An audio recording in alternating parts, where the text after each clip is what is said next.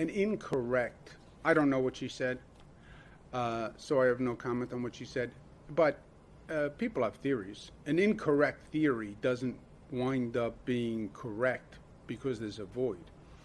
And I think we have been talking about what's going on. I don't think there is one answer, but I think you raised a good point last week. I think there are a number of contributing factors.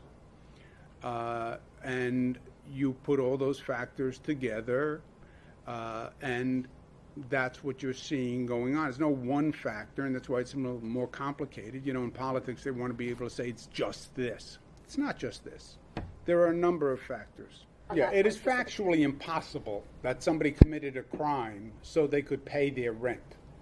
If you can't pay your rent, you cannot be evicted right now. Is this uptick in crime happening? Well, let's think about it.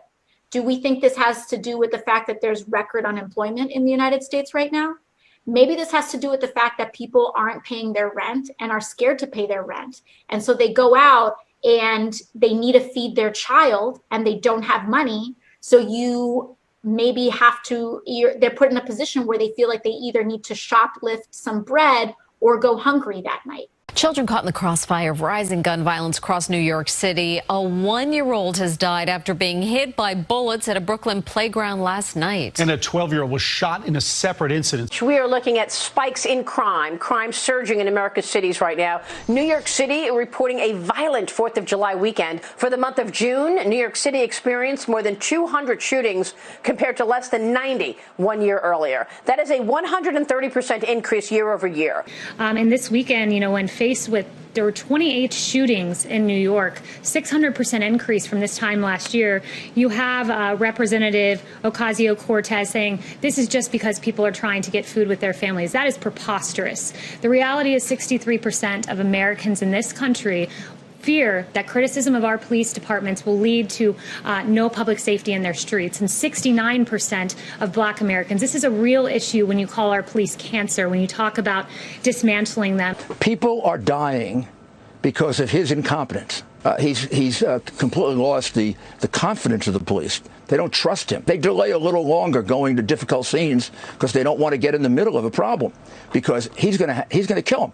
I mean, he's going to take their job away and try to put them in jail. Yeah, Democratic cities are in chaos right now. Is this what you want from Joe Biden? And they're going to take your country away, and they're taking down the statues. And crime is rising as they defund police. Oh, my gosh, it's so bad. And they get defunding police. It's like... The number of homicides are spiking. Look at the data. New York, Chicago, Louisville, Philadelphia, New Orleans, Denver, Miami. The increases started in June. You say, hey, wasn't that about the same time as the protests? All those calls to defund the police? That's got to be the reason. But what else started in June? Well, states started lifting stay-at-home orders then, didn't they? Well, you don't know that that's what it was. Okay, then why in April and May, when businesses were closed and we were all forced to stay home, were homicides down? It's not because of one thing. Let's be really clear. There's not one cause for something like this. There's a lot of different pieces. And again, the fact that the court system's not working, the economy is not working, people have been pent up for months and months, so many issues underlying this challenge. But to address it, it's not just one answer either. It's going to take a lot of different pieces.